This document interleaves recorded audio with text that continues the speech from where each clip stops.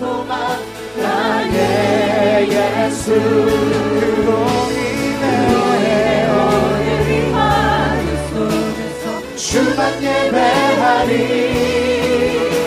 실수하지 않으시는 선하신 주 내 생각과 다른 이 하루 속에서 주만 바라 우리 다시 한번 찬양하며 나갑시다. 나의 생명 나의 소망 나의 예수 나의 생명 나의 소망 나의 예수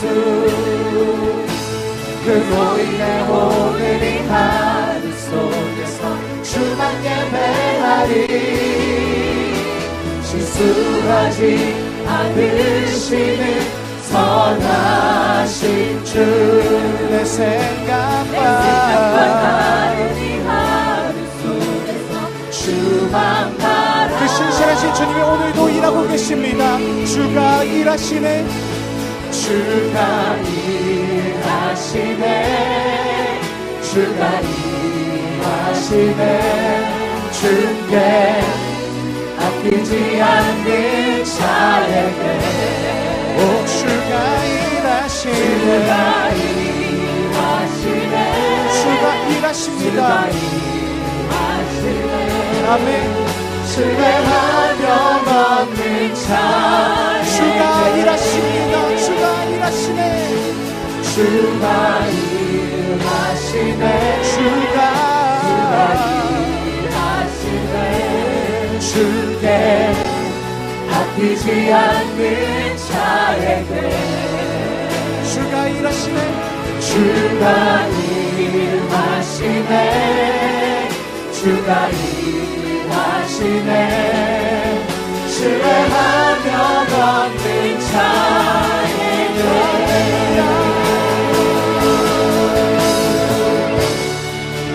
오늘도 우리 가운데 일하시는 그 주님을 바라보기 소망합니다. 오늘도 주님께서 우리 한 사람 한 사람을 그 생명의 말씀으로 그 생명의 길로 우리를 인도하고 계십니다. 그 신실하신 그 주님의 인도하심을 오늘도 우리가 경험하며 오늘도 체험하며 우리가 그 주님의 그 길 가운데로 나아가기 소망합니다. 그 신실하신 그 주님을 찬양합니다. 할렐루야. 다시 한번 찬양합시다. 주가 일하시네 주가 일하시네 주가 일하시네 주께 아끼지 않는 자에게 오 주님 일하시네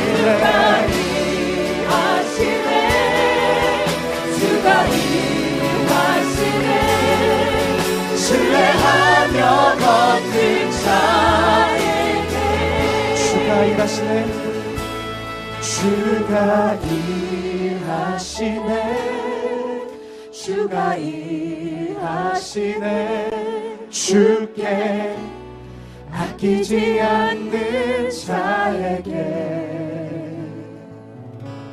주가 일하시네 주가 일하시네 신뢰하며 걷는 자에게 오늘도 우리의 삶과 함께 하시며 그 신실하게 인도하신 그 하나님께 영광의 박수를 드립시다. 주님 감사합니다. 주님을 찬양합니다. 그 신실하게 인도하신 그 주님을 경배합니다. 할렐루야.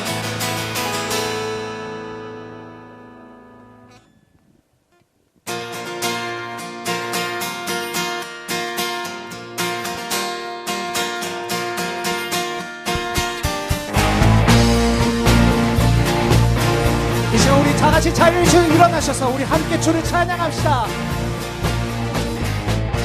세리 모든이 주를 바랄 때 주를 바랄 때 우리 주를 바랄 때 세리 모든이 주를 바랄 때 주를 바랄 때 우리 다시 한번 찬양합니다. 세이마들이 세리 모든이 주를 바랄 때 주를 바랄 때 우리 주를 바랄 때 세리 모든이 주를 바랄 때 주를 바랄 때 우리 주를 주님 바랄 때 주님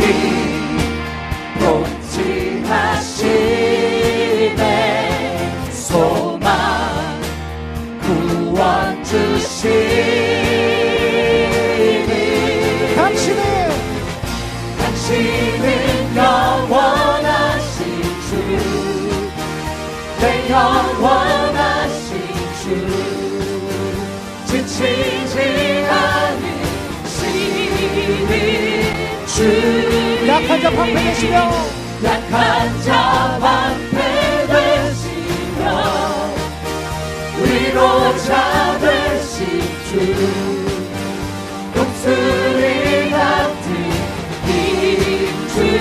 우리 다시 한번 찬양 세 번들이 새 힘어들이 주를 말할 때, 주를 말할 때, 우리 주를 말할 때, 새 힘어들이 주를 말할 때, 주를 말할 때, 우리 한 번 더 찬양합니다. 세 번들이 새 힘어들이 주를 말할 때, 주를 말할 때, 우리 주를 말할 때, 새 힘어들이 주를 말할 때, 주를 말할 때, 우리 주를 말할 때, 주님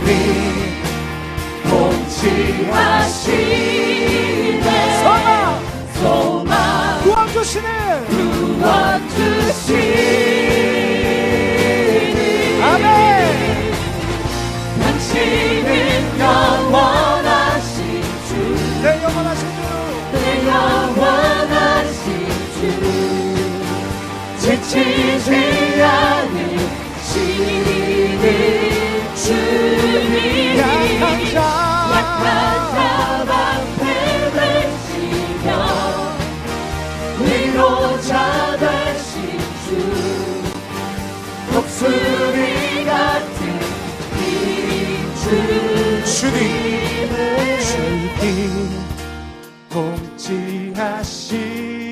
통치하시네. 소망 구원 주시네. 주님 통치하시네. 소망 구원 주시네.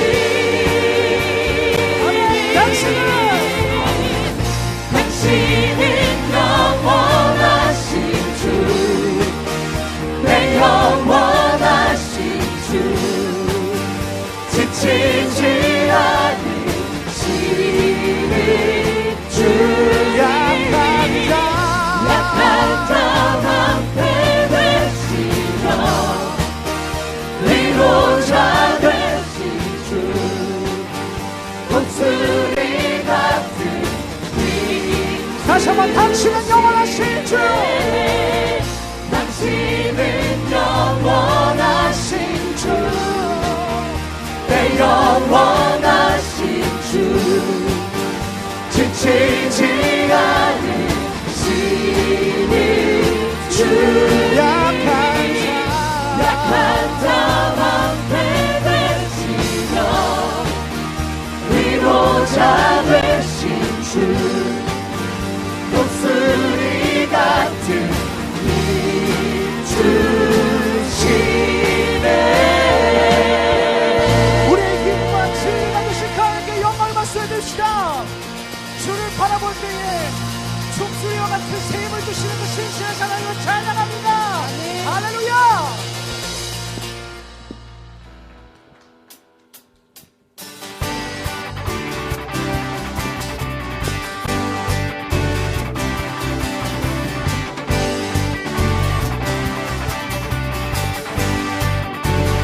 주님의 임재 앞에서 주님의 임재 앞에서 권능의 날개 아래서 그의 능하신 행동을 인하여 찬양해. 우리 다시 한번 찬양할까요? 주님의 임재 함께 앞에서 권능의 날개 함께 아래서 안에서 그의 능하신 행동을 우리 다시 한번 주님의 임재 앞에 나갑시다. 다시 한번 주님의 임재 함께 앞에서 권능의 날개 아래서 그의 능하신 행동을 인하여 찬양해. 우리 다시 한번 더 찬양합시다. 주님의 임재 앞에서 권능의 날개 아래서 그의 능하신 행동을 인하여 찬양해. 주의 나라 주의 주의 나라 주의 권세 찬양 주의 임하네 모든 원수 굴복하네 주의 임재 앞에 주의 나라 주의 권세 찬양 주의 임하네 아멘. 모든 원수 굴복하네 내가 춤을 출때 우리 다윗처럼 신나게 찬양합시다.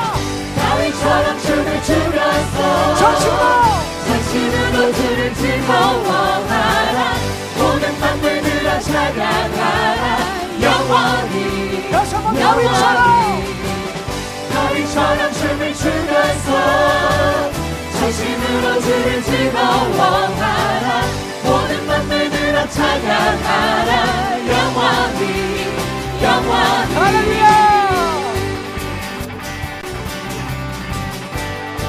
우리 다시 한번 찬양합시다. 주님의 임재 앞에서 주님의 임재 앞에서 번들게 날개 아래서 함께 아래서 그의 능하신 행동을 인하여 찬양해 아멘. 우리 다시 한번 찬양합시다. 주님의 임재 앞에서 번들게 날개 아래서 그의 능하신 행동을 인하여 찬양해 아멘. 주의 나라 주의 권세 찬양 주의 임하네 모든 원수 굴복하네 주의 임재 앞에 주의 나라 주의 권세 찬양 주의 임하네 모든 원수 굴복하네 내가 춤을 출때 다윗처럼 춤을 추면서 그 구원하신 주님의 찬양으로 주를 즐거워하라 모든 만물들아 찬양하라 영원히 우리 지으신 하나님께 찬양합시다. 다윗처럼 춤을 추면서 전심으로 주를 즐거워하라 모든 만물들아 찬양하라 영원히 할렐루야.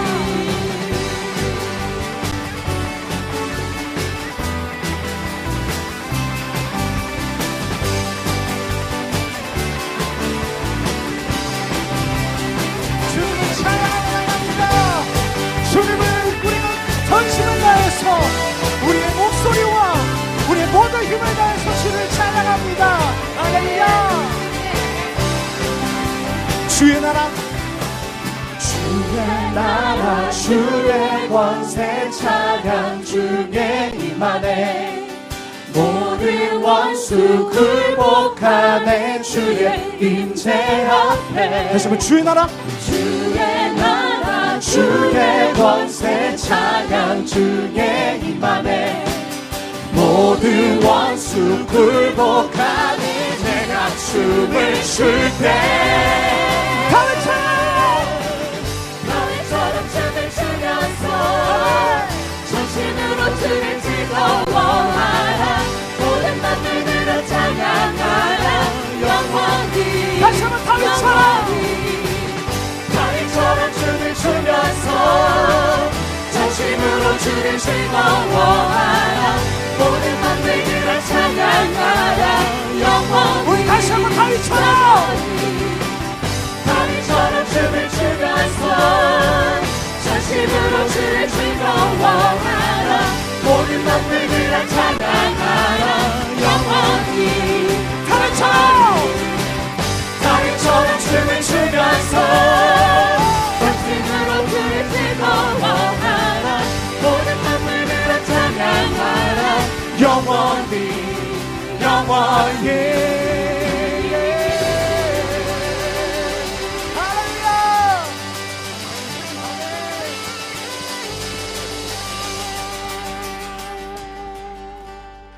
자리에 앉으셔도 됩니다.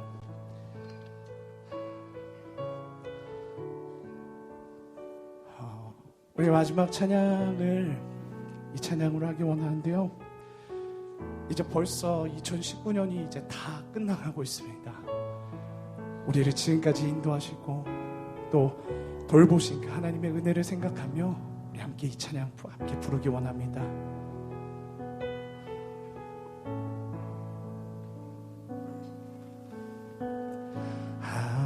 하나님 한 번도 나를 실망시킨 적 없으시고 언제나 공평과 은혜로 나를 지키셨네. 하나님 한 번도 나를 하나님 한 번도 나를 실망시킨 적 없으시고 언제나 공평과 은혜로 나를 지키셨네. 오 신실하신 주, 오 신실하신 주, 오 신실하신 주, 내 너를 떠나지도 않으리라. 내 너를 버리지도 않으리라. 약속하셨던 주님,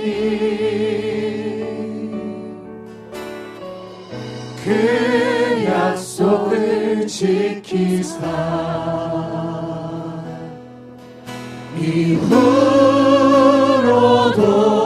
영원토록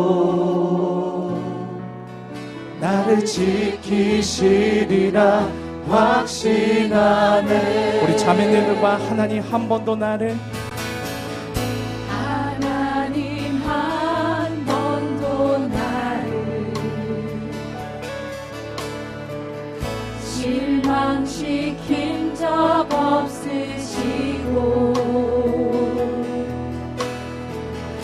언제나 공평과 은혜로 나를 지키셨네.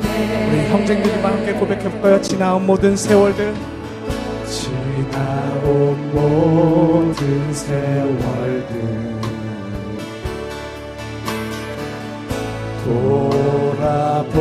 돌아보아도 그 어느 것 하나 주의 손길 안 미친 것 전혀 없네. 우리 함께 찬양합시다. 오 신실하신 주, 오 신실하신 주, 오 신실하신 주, 내 너를 떠나지도 않으리라. 내 너를 버리지도 않으리라. 아멘. 약속하셨던 주님, 그 약속을 지키사 이후로도 영원토록 이후로도 영원토록 나를 지키시리라 확신하네. 오 신실하신 주, 아멘.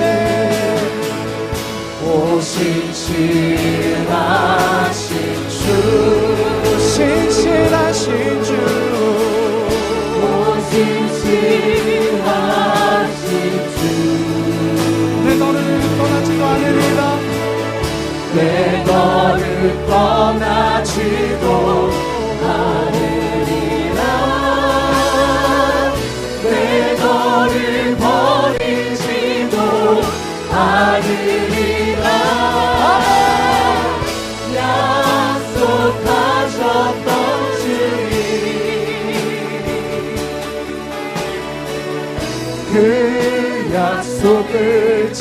주시사 입으로도 영원토록 입으로도 영원토록 나를 지키시리라 확신하네. 이 시간 우리 함께 기도하며 나아가기 원합니다. 그 하나님의 그 신실하신 이끄심을 생각하시면서 오늘도 우리에게 주시는 그 생명의 말씀을 기대하며 나아가기 소망합니다. 나의 삶을 지금까지도 인도하셨고 또 지금도 우리를 생명의 말씀으로 인도하시는 주님, 내가 그 주님의 생명의 말씀을 듣기 원합니다. 그 생명의 말씀을 듣고 무릎 꿇으며 순종하기 원합니다. 주님, 나의 삶을 이끌어 주시옵소서.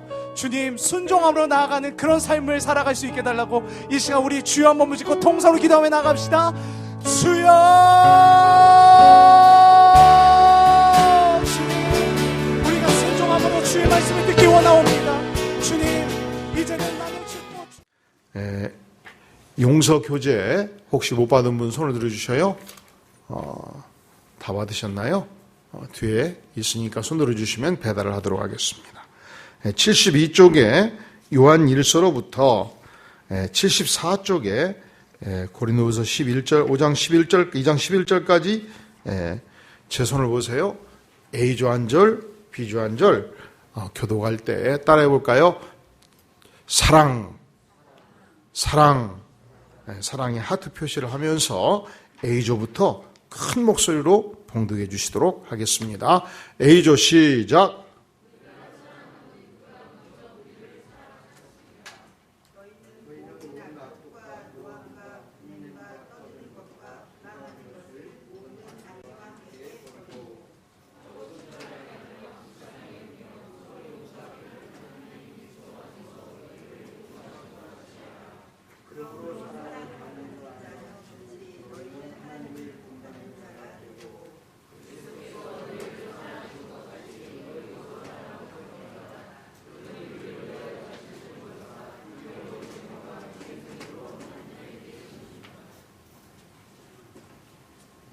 계속해서 읽어주세요. 시작.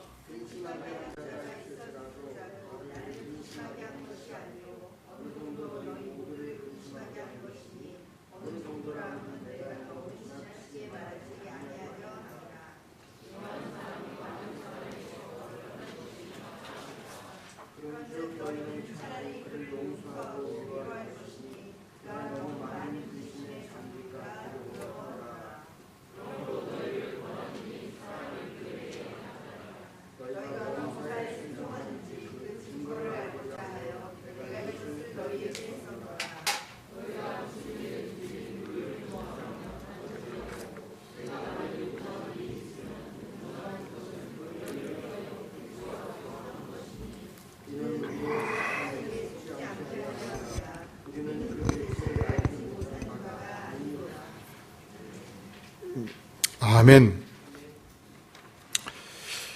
우리가 인생을 정직하게 여실히 들여다보면 놀랍게도 키에르케고르의 말이 진실인 것을 부정할 수가 없습니다. 인생이란 가시밭길의 연속이다, 그렇게 말을 했습니다. 그러니까 우리 인생의 삶이 우리가 기대하는 바는 꽃길의 연속이길 바라죠. 그렇죠? 근데 실제 살아가는 인생의 현 주소는 이런저런 고통과 고난과 슬픔과 가시밭길이 있다는 것입니다. 우리가 바울 사도를 생각할 때 그 평생의 생애를 통해서 하나님께서 그를 위대하게 사용했지 않습니까? 팔레스타인의 아주 작은 지역에 예수님이 돌아가실 때까지는 소수 종파에 불과했는데 주님께서 바울을 변화시켜 가지고 이 위대한 학자를 통해서 기독교의 이 교리적 진리를 확고하게 세웠고 또 이 불타는 열정을 사용해서 지중해안 전체의 복음을 증거했던 위대한 개척 선교사였지요. 그런데 바울은 이 자기의 생애 속에 많은 고통이 있었다는 사실을 직접 밝힙니다. 40여 하나 감하는 매를 맞으기도 했다. 감옥에 수년 동안 같이 기도했다. 또 온몸에 매를 맞고 루스드라 성 밖으로 내쳐서 죽은 자로 여김을 받기도 했다. 또 전도와 교회에서 배를 타고 멀리 가다가 이 배가 난파해가지고 거의 죽을 지경이 되었다. 이거 단 하나라도 우리가 경험하면 정말 하나님 살아계십니까? 라고 공박할 만큼 고통스러운 사건인데, 바울은 그 모든 고난을 감당했고, 또 오늘 본문에서 엄청 근심스러운 고통, 근데 그것이 아니고 믿지 않는 이방 세계가 준 것이 아니고 믿는 교회 안에서 이 엄청 근심케 하는 어떤 사람으로 말미암은 고통이 있었다, 이렇게 표현하기도 합니다. 고린도후서 2장 5절에 말하기를 근심하게 한 자가 있었을지라도 나를 근심하게 한 것이 아니요 어느 정도 너희 모두를 근심하게 한 것이니 어느 정도로 하면 내가 너무 지나치게 말하지 아니하려 함이라. 이런 표현을 하고 있는 것을 볼 때 그가 고린도 교인들, 일부 교인들로부터 아주 심각한 도전을 받고 공격을 받고 비난을 받고 쓰러질 정도로 고통하고 있다는 사실을 보여줍니다.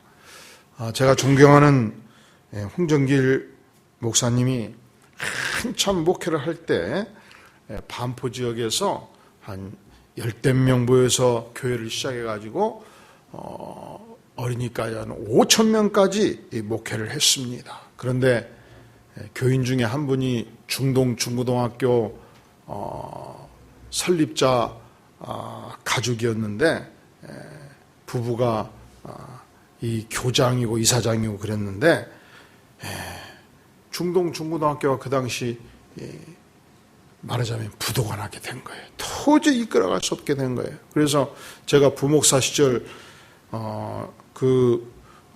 이사장 네 분이 집에 들려달라고 그래가지고 가서 대화를 쭉 해보니까 방법이 없어요. 뭐 그 시대 1990년, 91년 당시에 한 50억에서 100억 정도 부도 상태에 있는데, 그러면서 하시는 말씀이 교회가 인수해주면 안 되겠습니까? 그래요. 그래서 그것은 부목사인 제가 생각할 영역이 아니지 않습니까? 그래서 제가 담임 목사님께 말씀을 드려보겠습니다 하고 홍정기 목사님한테 자세히 사정을 얘기했더니 그러면 학교를 한번 가보자, 날짜를 잡자 해가지고 날짜를 잡아서 중동 중고등학교를 가게 된 것입니다. 그런데 이제 학교를 쭉 돌아보는데 강당을 갔는데 이 강당에 있는 의제가 옛날 교회 장의자였어요, 다. 근데 홍 목사님이 딱 장의장을 치더니 완전 여기가 교회네요. 그러니까 그 이사장님이 하시는 말씀이 나는 이곳에서 교인들이 꽉 차가지고 예배 한번 드렸으면 원이 없겠어요. 이 말에 홍 목사님이 감동이 된 거예요. 그리고서 당회에서 이제 학교를 인수하기로 하고 인수위원회를 결정을 하고 결국 인수하기로 한 적이 있었습니다.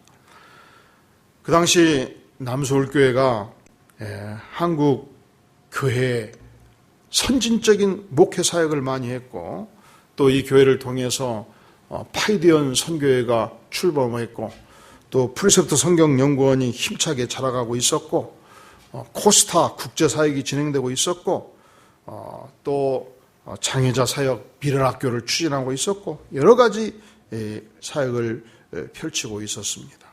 그러다 보니까 우리 홍 목사님이 엄청 바빴어요. 그런데 교인 중에서 몇 분이 아니 우리 홍 목사님 어떻게 교회만 해도 힘들 텐데 왜 이렇게 일만 벌리는지 모르겠다고 막 비난을 하는 거예요.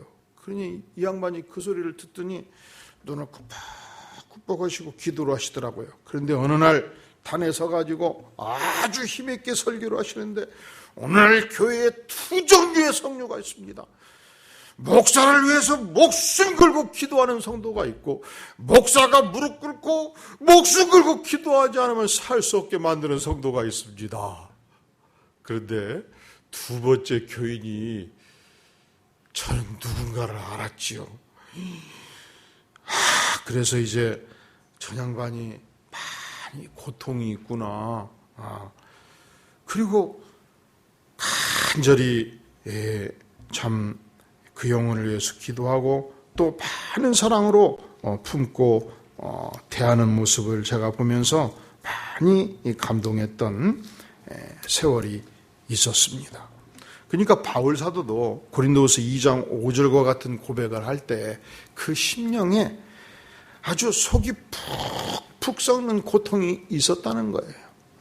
우리는 생각할 때 신앙생활하고 예수 믿으면 그냥 완전히 고통은 끝나고 할렐루야, 날마다 은혜와 기쁨만 넘치고, 그래서 그냥 꽃길만 천국 갈 때까지 끝없이 펼쳐지기를 원하는데, 여러분들은 그렇게 될지어다. 근데 실제는 꼭 그렇게 안 된다는 거예요. 왜? 누구를 통해서 할 수 있냐? 바울 사도가 그랬잖아요. 바울 사도가 그랬을진데 우리도 고통이 없을 수 없다는 것입니다. 그런데 어떤 인생의 고통과 시련이 있다 할지라도 우리에게 중요한 것은 내가 하나님의 백성으로서 진정한 사랑을 소유하고 있는가 소유하고 있지 않는가가 더 중요하다는 거예요. 그러니까 이 진정한 사랑을 소유하면 내가 교회에서 이웃과의 관계에서 직장생활에서 아무리 고통이 있다 할지라도 또 고통의 앞길이 전개된다 할지라도 이 하나님의 위대한 사랑을 덧입으면 참된 사랑으로 무장하게 되면 어떠한 가시밭길도 헤쳐나가고 일어설 수 있고 길을 열어갈 수 있는 하나님의 능력을 받게 되는 것입니다. 할렐루야. 자, 그래서 여러분들이 읽으면서 어디에 표시를 했지요? 사랑. 그럼 사랑이 뭐냐? 요한일서 4장 19절에 보니까 사랑, 우리가 서로 사랑하면 그가 먼저 우리를 사랑하셨음이라 그랬습니다. 우리가 사랑하면 그가 먼저 우리를 사랑하셨습니다. 근데 사랑은 뭐냐? 누가 먼저 우리를 사랑하셨습니까? 네, 사랑의 근거가 어디 있어요? 자, 여기 보셔요. 참된 사랑이 뭐냐 물을 때 첫 번째 그 사랑의 근거가 어디 있어요? 여러분, 언제든지 인간에게 근거를 둔 사랑은 한계가 있고 끝이 있어요. 그리고 끝이 지저분해. 끝이 어떻다고요? 좀 솔직히 표현하면 끝이 좀 더러워. 근데 진정한 사랑은 그 사랑의 근거가 어디 있어요? 하나님께 근거가 있어요. 하나님께 근거한 사랑은 끝이 없어요. 그리고 끝이 와도 깨끗해. 원래 끝이 없는데 끝이 설령 온다 해도 깨끗해. 왜냐? 하나님의 사랑은 온전한 사랑이기 때문에 그렇습니다. 그래서 우리가 이 하나님의 사랑에 근거한 이 사랑을 가지고 있으면 우리도 피차 사랑하는 삶의 축복을 누리게 되는 것입니다. 또한 73쪽의 상단에 보면 에베소 5장 1절에서 같이 한번 읽어볼까요? 1, 2절 시작. 그러므로 사랑을 받는 같이 너희는 하나님을 본받는 자가 되고 그리스도께서 너희를 사랑하신 것 같이 너희도 사랑 가운데서 행하라. 그는 우리를 위하여 자신을 버리사 향기로운 제물과 희생제물로 하나님께 드리셨느니라. 사랑을 받는 자녀 같이 너희는 하나님을 본받는 자가 되고, 우리는 예수님의 십자가의 죽으심을 통해서 충분히 사랑을 받았습니다. 그렇지요? 이 사랑을 받은 자로서 하나님을 본받는 자가 되고, 그리고 그리스도께서 너희를 사랑하신 것 같이 너희도 사랑 가운데 행하라 말씀하시는데, 그 그리스도가 사랑하신 사랑이 어떤 사랑이라고요? 그는 우리를 위하여 자신을 버리셨죠. 그리하여 무엇이 되셨습니까? 향기로운 제물과 어떤 제물? 희생 제물로 하나님께 드리시게 된 것입니다. 그러니까 참된 사랑은 하나님으로부터 온 것이기 때문에 언제든지 우리의 행동 근거는 하나님의 참된 사랑에 근거해야 된다는 것입니다. 그러므로 사랑받는 자녀같이 사랑받는 자가 되었으므로 그와 같이 너희는 하나님의 사랑을 따라서 하나님을 본받는 자가 되고 그 사랑 가운데에서 행하는 삶이 바로 우리 그리스도인들의 삶이 되는 것입니다. 그러니까 참된 사랑은 뭐야? 첫째로 뭐예요? 근거가 언제든지 어디에 있어요? 하나님께 있어요. 참된 사랑은 뭐냐? 우리가 무슨 행동을 하든지 우리의 행동의 기준이고 근거예요. 여러분이 저를 대할 때 제가 실수가 있다고 자꾸 찔러대지 마시오. 그러면 두 번째가 어그러질 거예요. 여러분의 삶의 행동 근거가 하나님의 사랑이 있지 않고 자기 자신에게 있기 때문에. 저도 마찬가지예요. 우리 성도들을 대할 때 항상 하나님이 우리에게 주신 사랑의 근거에서 우리의 행동 근거는 하나님의 사랑의 근거에서 사랑 가운데 행할 것을 우리에게 말씀하고 있는 것입니다. 자, 73쪽 위에 보니까 용서라는 말에 표시를 하면서 무엇을 배웠습니까? 근데 우리가 같이 용서는 표시해보지 않았지요? 그래서 같이 읽으면서 한번 표시를 해볼 거예요. 72쪽 하단에 에베소 4장 32절 시작. 서로 친절하게 하며 불쌍히 여기며 서로 용서하기를 하나님이 그리스도 안에서 너희를 용서하신 것 같이 하라. 자, 그러면 용서가 뭡니까? 용서의 수준이 어디까지 가야 된다고요? 첫째는 용서의 당위성을 이야기해요. 서로 용서를 반드시 해야 된다는 거예요. 두 번째는 용서의 수준이 어디까지 가야 된다는 얘기예요? 그리스도 안에서 하나님이 너희를 용서하신 수준에서 용서를 하라고 말씀을 하고 있습니다. 이게 명령이기 때문에 참 듣기가 어려워요. 왜냐하면 용서가 안 되는데 용서하라고 자꾸 명령을 때리시면 답답하고 괴롭지요. 그런데 하나님이 나 같은 죄인을 용서하신 그 큰 용서의 은혜를 알면 이 용서의 수준을 우리가 이해할 수 있고 또 실천할 수 있게 되는 것입니다. 자, 그 다음에 74쪽에 7절에 보면 용서라는 단어가 등장하죠. 같이 한번 읽어볼까요? 시작. 그런즉 너희는 차라리 그를 용서하고 위로할 것이니 그가 너무 많은 근심에 잠길까 두려워하노라. 지금 이 표현은 7절 표현은 5절을 전제로 해서 한 표현입니다. 고린도 교인 가운데 바울을 격렬하게 공격하는 비난하는 이 한 인물이 있었습니다. 근데 그것을 그 교회 지도자들이 많이 알고 있었던 거예요. 그것이 바울에게 엄청난 근심이고 고통이었고 동시에 공동체의 큰 아픔이었습니다. 그래서 6절에 보니까 이러한 사람은 많은 사람에게서 벌을 받는 것이 어떻다고 했습니까? 어떻다고 그랬어요? 마땅하다고 그랬죠. 그러니까 바울을 비난하고 경고한 자가 잘못된 게 분명해요. 왜냐하면 벌을 받는 것이 마땅하다고 표현했으니까. 그런데 놀라운 사실은 7절에서 그런즉 너희는 차라리 그를 어떻게 하라고요? 용서하라는 것입니다. 첫째로 용서하고 두 번째로 위로해 주라는 거예요. 왜냐하면 내가 그를 용서하지 않고 미워한다면, 그리고 고린도 교회 공동체의 성도들이 그를 용서하지 않고 그를 위로하지 않게 된다면 그가 얼마나 많은 근심 가운데 잠겨서 두려워할 것인가. 참 바울은 그 심령이 태평양이에요. 태평양. 잘못을 바울이 했어요? 그 녀석이 했어요? 그 녀석이 했지. 어떻게 잘못이 많은가? 모든 사람이 봐도 벌받아 마땅한 것이 바울이에요? 그 녀석이에요? 그 녀석. 그래서 모든 사람이 그가 잘못했다고 생각을 계속하고 용서를 하지 않고 그를 위로하지 않게 되면 그는 너무 근심이 많아서 혹시 자살이라도 하면 어떨 거냐? 근심이 너무 많아서 살 희망을 잃어버리면 어떡할 거냐?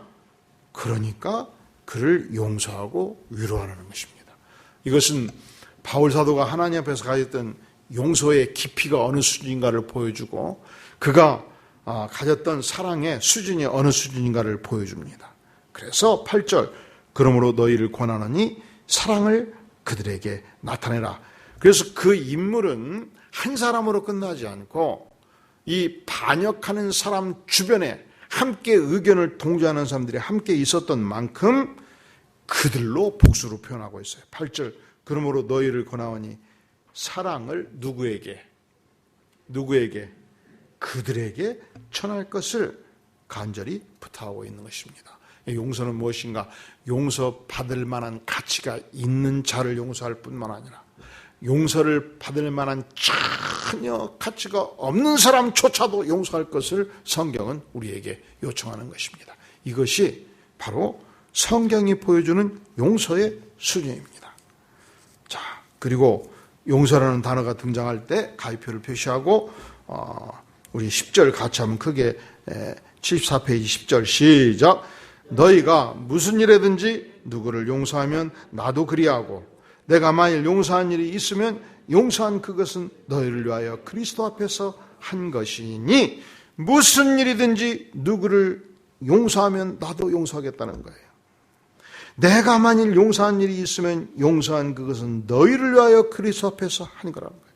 그래서 나를 비난하고 공격한 그 인물에 대해서 그 그룹에 대해서 내가 깨끗이 용서한 만큼 너희도 그리스도 앞에서 동일하게 용서할 것을 간절히 요청을 하고 있는 것입니다.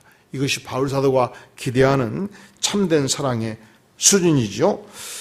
자, 동시에 이 참된 사랑의 수준을 갖게 되면 어떤 축복을 우리가 누리게 되는가? 다시 72쪽에 가서 보면은 에베소 4장 31절이 보이나요? 31절이 보이지요? 같이 한번 읽어볼까요? 시작. 너희는 모든 악독과 노함과 분냄과 떠드는 것과 비방하는 것을 모든 악의와 함께 버리고. 우리는 우리 자신이 보편적으로는 나는 선하다는 생각을 가지고 살아가요. 그리고 내가 실수하거나 죄가 있을 때는 굉장히 용서가 저절로 잘 돼버립니다. 그렇죠? 그런데 다른 사람이 잘못하면 굉장히 힘들어 버려요. 굉장히 힘들어요. 여러분이 정치적으로 생각하지 마셔. 이번에 조국 사태를 자세히 보니까 저는 개인적으로 하나님 편에서 이 세상에 잘못된 것을 변화시켜서 발전하도록 하는 진보적인 성향, 그리고 힘이 약하고 굶주리고 스스로 일어설 수 없는 자들에게 먹을 것을 공급해서 먹고 살게 해주는 이 좌파 진보 세력이 성경적인 근거가 있다고 확신하는 사람이에요. 그렇다니까. 아니라고 막 쳐다보고 싸우려고 그러는데 구약 성경에 보면 신약 성경에도 약한 자를 언제든지 도와주라고 그랬어요. 병든 자를 언제든지 도와주라고 그랬어요. 이방인과 고아들이 굶주릴 때 심지어 농사 지을 때 벼이삭 싹 긁어버리지 말고 도랑도랑 그냥 놔두라고 그랬어요. 이게 돈 열맞이기면 싹 추수하고 바로 돼가지고 추수하지 말라고 그랬어요. 추수 싹 하고 한두랑 놔두고 추수하라고 그랬어요. 그러면 요만큼 비고 요만큼 비고 요만큼 비면 나는 아무 재산도 없거든요. 내가 팔레스트 흘러들어가지고 유대 땅에 들어왔거든요. 어젯밤 굶었어요. 그러면 나는 이 집에 들어가서 다 빨간 부분 홀대로 훑어서 가지고 갈 때 이 주인한테 주인장이셔야 되고 홀대로 이거 빼가도 되겠습니까? 물을 필요가 없는 거예요. 그냥 자신 있게 가지고 가면 되는 거예요. 주인도 이것은 하나님 누구든지 배고픈 자가 먹게 주시옵소서. 그래서 누가 와서 주인장이셔야 내가 먹어도 되겠습니까? 당연하지라. 그건 당신 몫이요. 그래서 가난한 자가 없는 것 때문에 비굴하게 먹지 말고 자신 있게 먹으라고 아예 성경에, 구약 성경에 보면은 부자들은 절대로 농사를 추수할 때 싹 홀태로 딱 끝내버리지 말고 줄줄이 사탕으로 남겨두라고 그랬어요. 그러니까 하나님은 고통당하고 스스로 이룰 수 없는 약자들을 무시하셨습니까? 사랑해서 먹이기를 원하십니까? 누가 그런 자들을 먹이기를 원하십니까? 믿는 백성들이 그렇게 먹이기를 원해요. 그래서 교회가 약한 자들을 도와야 되고, 그리고 국가도 약한 자들을 도와야 되고. 근데 진보 좌파의 기본 이념이 뭐냐? 약하고 힘든 자들이 일어설 수 없을 때 국가가 부자들의 세금을 조금 더 내서 도와주라 이거예요. 여러분, 국가가 여러분들에게 잘 사는데 세금을 조금 더 내라고 하면 그냥 할렐루야 하고 내버리시오. 안 내라고 하면 몸부림쳐봤자 별로 좋을 것도 없어요. 아이, 그렇다니까. 그리고 진보 세력이 정권을 잡아도 그렇게 많은 차이가 없어요. 이 5천만 원 연봉 있는 사람들이 예를 들어서 700만 원 소금 낼 때 한 800만 원 정도 내게 만들고, 이 재산 소득이 100억 있는 사람들이 예를 들어서 연간 소득 세금을 한 2억 내던 걸 한 2억 3천 정도 내도록 만들지, 그걸 막 10억씩 내라고 팍 때리는 것도 아니에요. 보니까 조금씩 왔다 갔다 할 뿐이에요. 그러니까 조금 더 걷어서 그냥 못 사는 사람들 도와주면 그냥 박수 칠 수 있는 거예요. 아따, 저거 막 싸우려고 하니까 힘드네. 그렇다니까. 그리고 보수는 전통적으로 좋은 가치를 잘 보존해서 키우자는 거예요. 그러면 재산 있는 사람들이 그냥 재산이 있었겠습니까? 남들 해찰하고 놀고 나이트클럽 다닐 때 안 가고 야근해서 열심히 사업을 해가지고 20대, 30대, 40대 일을 했으니까 20억, 50억, 100억을 벌었을 거 아니에요? 그렇게 열심히 번 사람들은 가치 있게 쓰도록 또 국가가 보호를 해줘야 해요. 아, 그렇다니까. 그게 우파의 이념이요. 그래서 좌우의 이념이 그렇게 멀리 떨어져 있지 않는 거예요. 이게 정치인들이 워낙 박터지게 싸우다 보니까 막 동이 서에서 먼 것처럼 엄청 멀리 느껴질 뿐이지. 그런데 우리 하나님께서는 우리 하나님의 백성들이 언제든지 심령에 선한 은혜를 가지고 살기를 간절히 원하셔요. 여러분, 절대로 사회 나가서 박터지게 분냄과 원한과 노함으로 싸우지 마시기 바래요. 할렐루야? 내 조국 내 건 이기고 싶은데 또 끝나고 내가 살아남지 못할 것 같아서 간단히만 얘기할게요. 이 가난한 자 약자를 하여간 평균화시켜서 돕고자 하는 의욕은 필요한 거예요. 근데 그냥 보니까 본인은 엄청 깜짝할 사이에 재산을 많이 늘려버렸더만. 그리고 그냥 학원 사업 한다고 해가지고 학원은 완전히 깡통 계좌 만들어놓고 집안으로 싹 돈을 빼돌린 것 같아요. 그리고서 그것이 잘못이 아니라고 주장하는 분들이 있는 걸 보니까 아, 인간 판단 능력이 조금 문제가 있겠다. 잘못한 것은 잘못했다고 얘기하고 잘한 것은 잘했다고 얘기하는 이 분별력이 우리 하나님의 백성들이 필요하겠다. 좌파도 그 분별력이 필요하고 우파도 그 분별력이 필요하고. 그러면 이제 끝나면 묻습니다. 목사님은 좌파요, 우파요? 얘기한다니까 반복해서. 저는 좌의 개념도 가난한 자들을, 스스로 일을 수 없는 자들을 어떻게든지 국가가 돕고 사회가 돕고 교회가 도와야 된다. 박수 치는 사람이라니까. 그래서 우리 교회도 열심히 그 일을 하려고 그래요. 그리고 우파는 열심히 남들 잠잘 때 띵까띵까 놀 때 잠 안 자고 열심히 재산을 일군 사람 재산은 보호해 주고 그 보존 가치를 잘 살려가도록 돕는 것도 필요하지요. 그래서 6.25 사변 때 완전히 망했던 이 나라가 단 70년 만에 전 세계 10대 강국으로 일었을 때에 우파의 이념이 힘있게 도움이 된 거예요. 그래서 웬만큼 살게 되었으니까 이제 여러분들도 교회도 헌금을 열심히 할 뿐만 아니라 주변에 고통한 사람이 있으면 가진 것으로 돕고 서로 사랑과 은혜로 돕고 살 수 있기를 주의 이름으로 축원합니다. 근데 무엇이 문제냐? 에베소 4장 31절이 문제예요. 너희는 모든 악독과 노함과 분냄과 떠드는 것과 비방하는 것을 모든 악의와 함께 어떻게 하라고요? 그것이 참 사랑이에요. 하나님이 주신 진정한 사랑을 보유하면, 자, 4번 무엇을 이긴다고요? 저 써졌잖아요, 칠판에. 4번 뭐라고 써졌어요?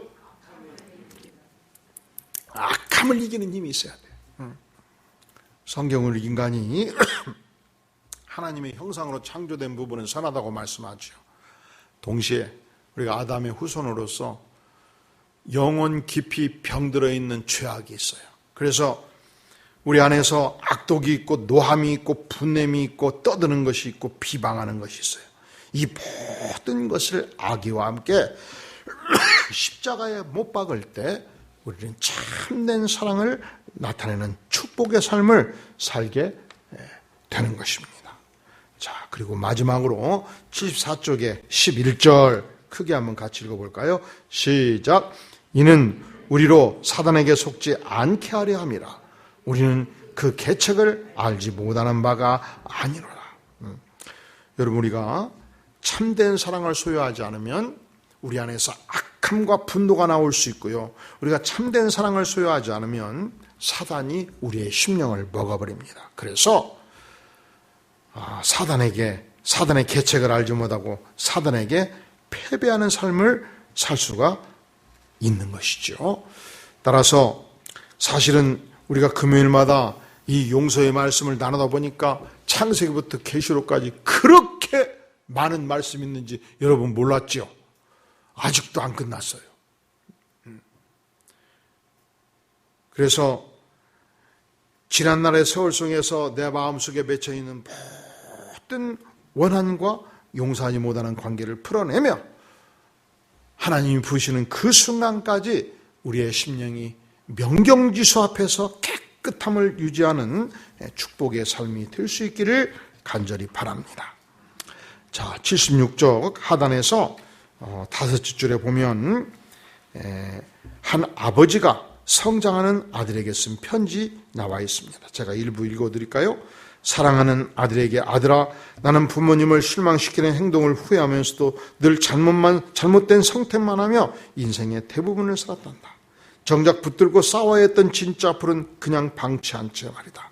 이렇게 말하면서 내 책임을 회피하는 것은 아니란다. 비록 지난날의 잘못을 통해 교훈을 얻었지만 그때는 정말 믿을 수 없을 정도로 미숙하고 무능력했던 사람이었다. 그 다음 여러분 읽어주세요. 시작.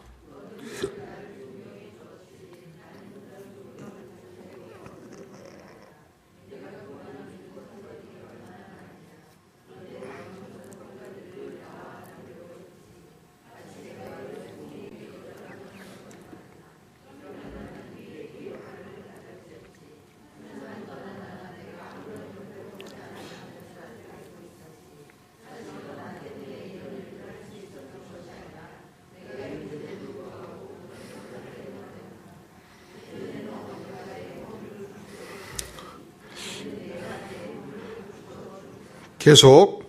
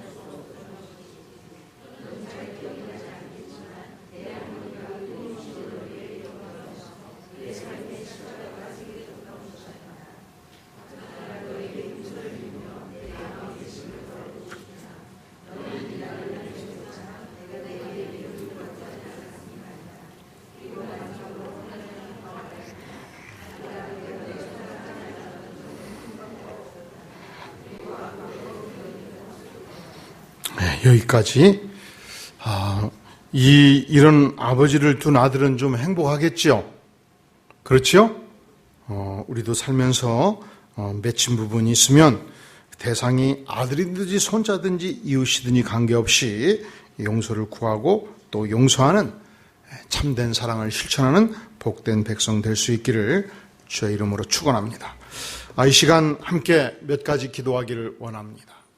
하나님께서 우리에게 부어주신 이 위대한 사랑이 우리 안에 철철 넘쳐서 우리와 어려웠던 모든 관계가 회복되고 또한 성령의 기름 부음을 통해서 우리 안에 있는 하나님의 사랑이 이웃을 향해서 넘쳐가고 그리하여 우리가 속한 가정, 우리가 속한 교회, 우리가 속한 공동체 어느 곳이든지 하나님의 사랑으로 넘쳐나는 축복을 허락해 주시도록 아울러 이번에 35명 주 앞에 나온 태신자들 심령에 하나님께서 기름 부음을 주시고 복음이 자라가는 축복을 허락해 주시도록 이 시간 주여 삼창 외치고 간절히 통성으로 기도하겠습니다.